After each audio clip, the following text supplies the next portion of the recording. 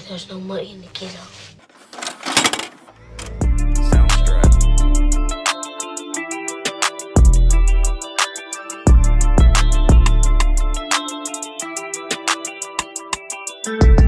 Now, this is another movie that I haven't seen in a really long time. I remember watching this movie all the time when I was younger, and let me tell you, a lot of the things that were going on in this movie went completely over my head. This movie is quite disturbing, but it's also very relevant. Gentrification affects everybody, and this shows the very dangerous and selfish nature of it. As you can just about guess, while watching this movie at a grown-up age, I noticed a lot of things, and you know it's time to talk about it. So let's get into it.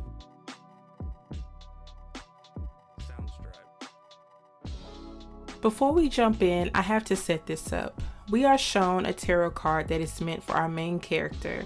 This card was pulled for him by his sister for his birthday, and this is where he gets his nickname. So here's the meaning behind the Fool tarot card. The Fool card indicates that you are on the verge of an unexpected and exciting new adventure, which can require a leap of faith. The change can be a welcome one, but may require the risk-taking part of your character. New areas will open in your life. This card is important to this story. Keep this in mind. So the movie opens up with us meeting our main character, Poindexter, better known as Fool, who just turned 13. Currently, his mom is sick. He hasn't been made aware of the reason why yet, and is being kept in the dark about why his sister, Ruby, and his mother are both crying. He doesn't have to wonder why for long, because this guy, Leroy, a friend of his sister's, puts him up on game. Turns out his family is getting evicted because they are 3 days late on the rent, and per their shiesty lease agreement, in the event that they're late, they have to pay triple the rent, which of course they don't have. So they have to be out by the next day at midnight. Now, it doesn't take a genius to know that this is all types of messed up, and the landlord just wants them out so they can sell or do whatever they want with the place. Oh, and I forgot to mention that they are the last tenants in this building. So yeah, they are trying their best to get them out of there. But Leroy introduced Fool to the idea that there might be a way out of this. I know a way you can earn some. You game? We are then introduced to the disturbing antagonists of this film, Mama and Daddy. Yeah, that's the name of their characters. Now, I'm not going to give up the weirdness just yet, but trust me, we'll get there. Daddy is currently eating a rack of ribs. Human ribs. Yeah, while Mama brings up how they are about to evict the last tenant from some building. Those tenants being Fool and his family. And then they'll be able to knock down their building and build new condos for people that resemble them. See, Mama and Daddy own a lot of property, and their plan is to kick the unwanted out, rebuild, and charge more money, better known as gentrification. They also have a daughter named Alice, who is unfortunate enough to have to be around these crazies 24/7, but while eating his meal, Daddy gets a surprise. Damn buckshot. Ugh, yeah. Okay, so we go back to Fool and his family. Leroy is currently talking to Ruby about his plan to involve Fool in his fuckery. While Ruby insists that Fool is going to be a doctor and shouldn't be getting involved with Leroy, Leroy tries to push Fool over to his side by letting him know that his mom has cancer and can't afford her treatments. And if anybody deserved to be robbed, according to Leroy, their landlords fall into that category. Leroy has found out that their landlords have a pot of gold, literally, and he's out to get it and wants to drag Fool along. Now, what can this 13-year-old boy do that you can't, sir? I mean, seriously. But anyway, we go back to Mama, Daddy, and Alice. It's after dinner, and Mama comes to Alice's room to pick up her plate. After she dresses her and starts to head out her room, she notices that the fork she gave her is missing. This sends Alice into a panic, and she tells Mama that it's on the floor. We then see an arm come through her room vent, giving her back the fork. We'll meet this character later, but she gives the fork back to Mama. Then in comes Daddy, who comes in to tell Mama that there was another robbery at the liquor store, and we can pretty much guess what happened to the robbers and what's on the menu for dinner the next night. But it's then that Mama tells him that Alice has been feeding the guy on the walls again, which is cause for punishment. She's been feeding that thing between the walls again. Remember not to bruise her face. Child. So the next day, Leroy, Spence, and Fool head out to case the landlord's house. Fool dresses up as a Boy Scout and tries to get the landlords to come to the door and talk to him, but Mama was not here for his imaginary cookies or any type of conversation. And baby, this house was locked down. Bars and padlocks all on the windows. If you found a way to get in, you most definitely wasn't going to get out. But Fool goes back to Spence and Leroy to tell them what he found, and Spence wasn't happy with the sparse details Fool provided, so he opts to go in and get a look for himself. So he poses as a worker for the electric company and tells Mama that there is a meter inside her house that he needs to check. There's one inside the house that I need to check. There's none in the house. I'm quite sure of that. In other words, I know you lying and you about to get got. But as Spence insists on getting in, she obliges and lets him in. Yeah, this won't end well. Shortly after, they see Mama leaving the house. To Leroy and Fool, it looks like Mama left Spence in the house by himself. Highly unlikely. And Leroy thinks that Spence will get all the good stuff for himself, and he can't have that. So he pulls up to try to get into the house for himself. So Leroy and Fool break in this house. First sign that things are a little weird in this house was this doll in a mousetrap, which was actually a warning from Alice, but we'll get to that later. Leroy starts trying to call for Spencer, but he's not answering. He does, however, break into this area of the house, and he really thought it was going to be that easy. I done busted this house, Cherry. It's about to get real interesting. They are pretty much trapped now because that dog is not letting them out. Fool takes a look around the room and notices a pile of flies in the corner. Not a good sign. And Fool tries to convince Leroy that they should get out of there and let this go. But of course, Leroy was not with it. They slowly make their way upstairs, still looking for Spence. Leroy tells Fool to stay downstairs and be the lookout. While Leroy's upstairs, Fool finds the door to the basement. He's able to see Spence's clipboard and flashlight from earlier at the bottom of the stairs. And then he gets spooked. Spence, are you back in there? Man, stupid. Child, then Fool starts thinking about how Leroy called him a chicken earlier and talks himself into going back downstairs. Listen, couldn't be me. But as he's walking around the basement, he finds people under the stairs. Get it? And also finds Spence's body. Yep, he's a goner. But in his hand, Fool finds gold, and this serves as proof that there is in fact gold in that house. Shortly after, Fool gets the shock of his life when he gets tackled by this guy. In this moment, Fool felt like he was being attacked, but we'll come to see that this wasn't the case. As he makes a run for the stairs and is unable to get out, Alice comes to open the door and she quickly gets out of there. And it wasn't even 5 seconds later that Mama pulls back up to the house. Now, immediately, she knows something is off because the dog greets her outside and there is an unknown van in the driveway. So Fool goes up to get Leroy, and why was Leroy looking like he was already got? Leroy! Jesus! Yeah! I thought you were dead, Leroy. You were just laying there. A man ain't dead just because he's laying on the floor. Could have fooled me.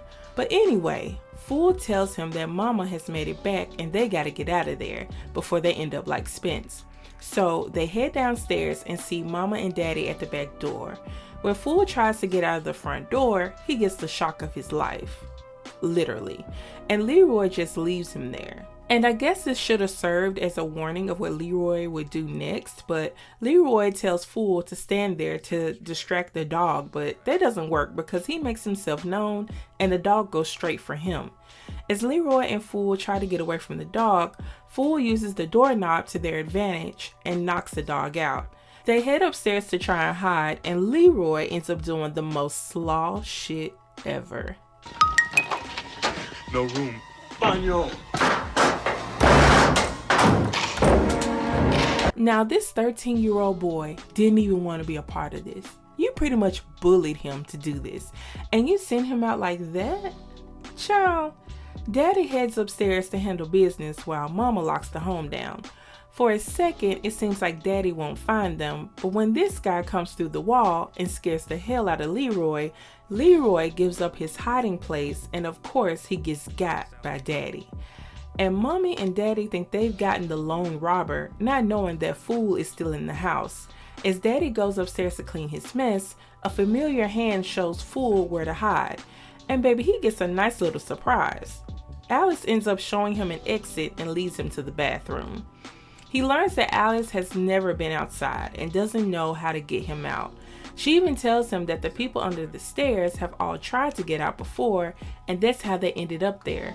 While they're chatting, we overhear a random man yelling in the walls. Turns out that the man yelling is Roach, the same guy that Fool fought off earlier in the basement, and also the guy who spooked Leroy out of his hiding spot. Apparently, Roach escaped and runs in the walls, and this frustrates Daddy since he can't seem to catch him. As Daddy makes his way closer to where they are, Alice shows Fool another hidden spot in the house and gives him a solid word of advice. I don't want in, I want out. Sometimes in is out. And child, why is Mama feeding his dog this? Anyway, the cops pull up shortly after. I'm pretty sure the neighbors have called since there's a lot of racket going on inside that house. But the police question Mama and Daddy about the random van in their yard. They tell them they noticed the van when they came home, and they searched the home and didn't find anything. And it's crazy how the police just accepted this. You get a lot of this sort of thing?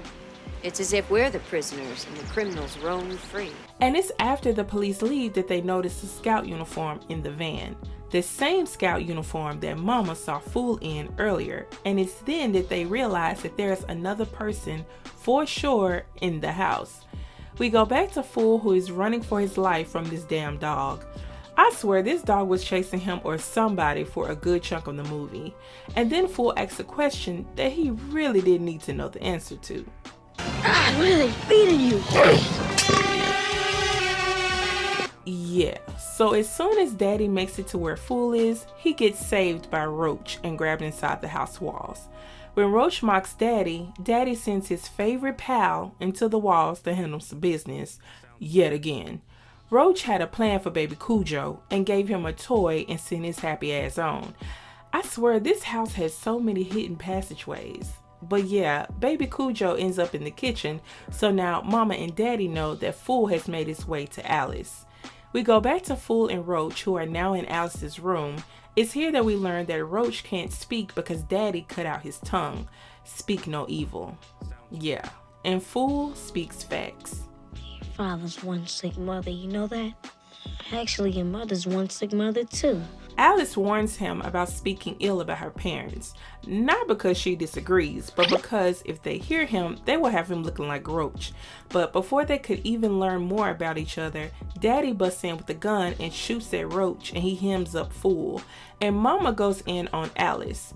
Poor Alice. Now she's out here cleaning up her parents' messes. Literally. And baby Mama was stressed. Lazy brat sits in a room all day. Children misbehaving in the basement and one in the wall. You kids will be the death of me. As Daddy takes Fool and Leroy's body down to the basement, we go back to Mama, who's forced Alice into this scalding hot tub of water. I mean, just torturing the poor girl. And tell me why I just noticed that Mama had this whole Mommy Dearest Joan Crawford thing going on, and baby, she was acting the part. Then we go back downstairs to Fool, who sees a sight that no one will want to see. Daddy is treating himself to Leroy. Yeah, I said that right. And giving a piece to the people locked up. And if things couldn't get any worse, he then puts Fool in there with them. Now, for a second, it seems like it's a wrap for him. But yet again, Roach comes in with the save and literally spooks them and gets Fool out of there. As Roach tries to lead Fool to safety, Again, from Baby Cujo, he shows Fool where his stash of gold is and also tells him where to find Alice so he could help her escape. And it ends up being the last thing he does because when Daddy shot at him earlier, he didn't miss. And unfortunately for him, it's a wrap. So Fool makes it back up to Alice's room just in time to get Daddy away from Alice. Lord knows what he had planned for her. And they both hop back into the house walls. They end up in the vent, and of course Alice's dress gets caught in one of the vent spaces. Mind you, Daddy goes down to the basement to turn on the furnace to sweat them out. Child, a little cloth could not keep me from getting out of there. If I had to strip, I would just have to strip. But they make it out the vent and back into the walls where Daddy has some traps set for him.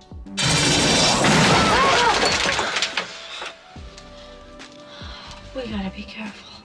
And again, you guessed it, it's Baby Cujo time. So it's back to running away from his ass. And while Fool struggles with the dog, Daddy hears them and takes a stab through the wall to try and get him. But unlucky for him, he gets Baby Cujo instead. But he doesn't know it just yet. That's why he was doing all this.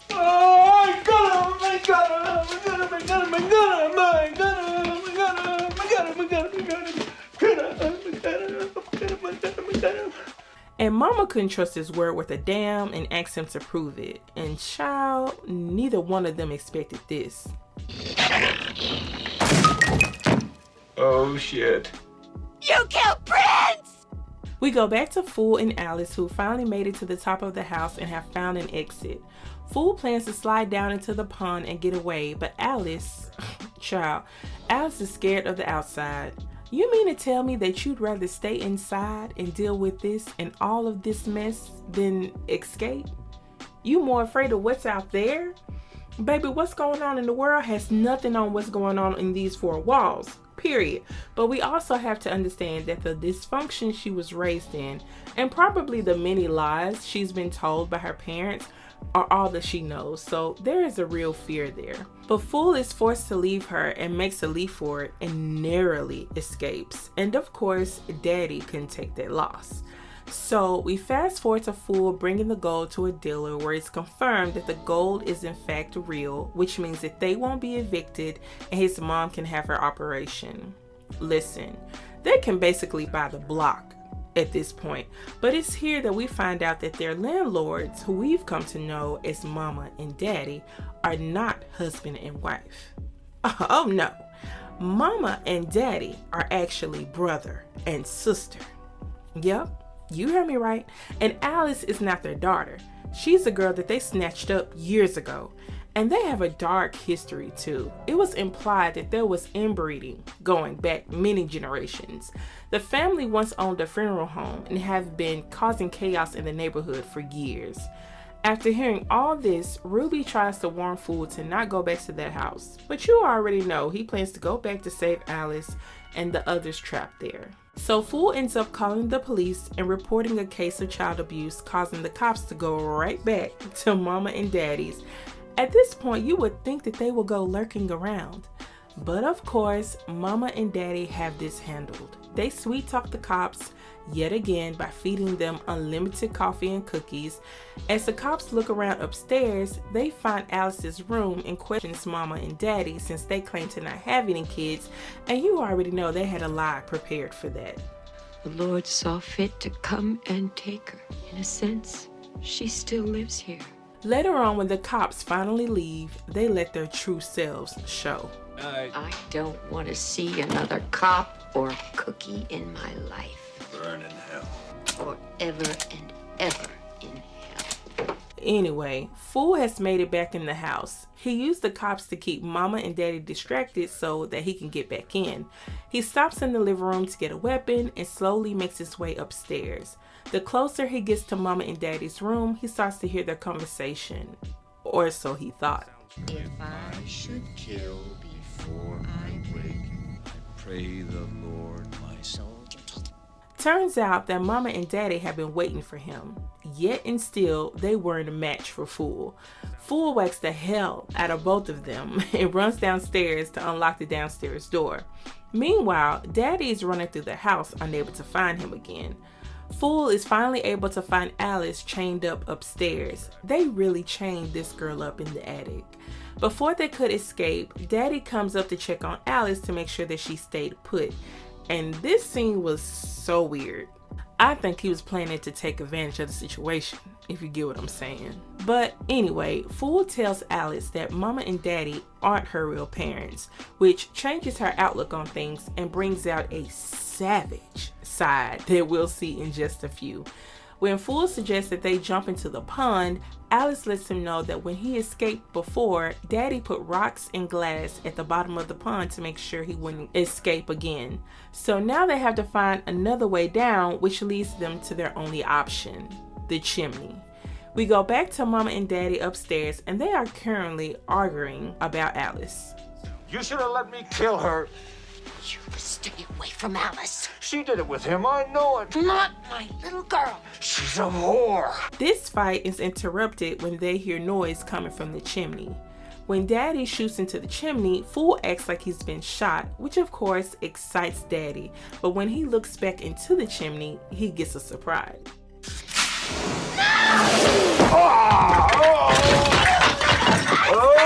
This is one of those smart breaks. Fool and Alice take this as a cue to slide down the chimney uninterrupted. As they make it down to the living room, Fool tells Alice to go through the living room and escape out the back door that Fool opened earlier. Fool is not done yet since he plans to go down to the basement and set the others free. And of course, Alice didn't make it too far before she got caught by Mama, but this time she wanted the smoke. He's awful!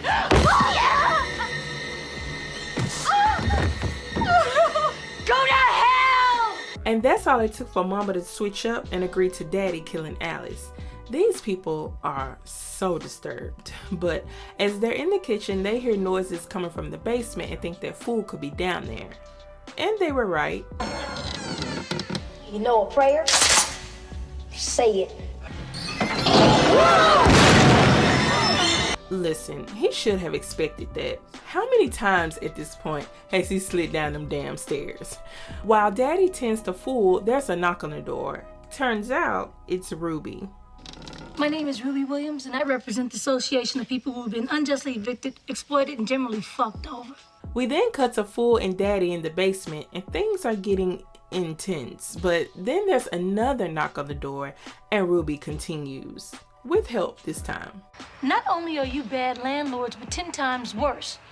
You stolen the children from our community for your own sick needs. There's no community here. All I see are a couple of... But then Alice comes in with the save. What are you gonna do? Shoot us all? You do.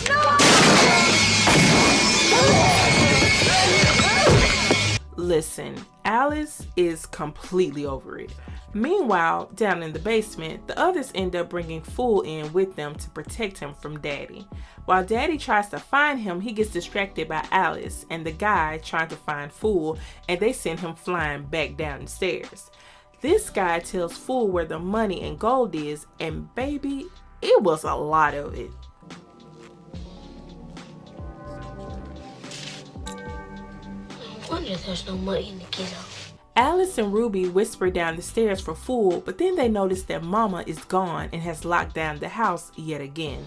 She ends up surprising Alice with a knife, and just when you think it's a wrap for old girl, the others come to her rescue. Guess who's for dinner now? Her ass.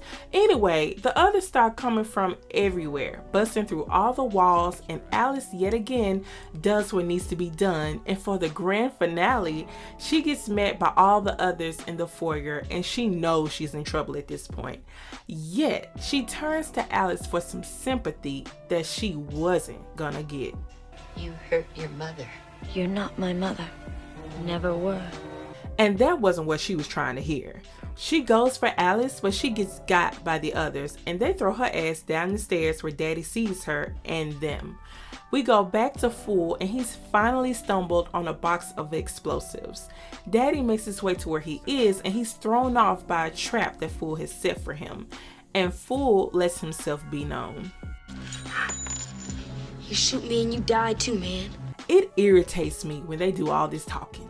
Just blow the place up already. But Fool eventually sets off the explosives, which kills Daddy and sends him on to hell with Mama, and sets the house on fire, setting everyone free while making the whole hood rich. Gotta love it. And that's the end of the movie. And here are my final thoughts.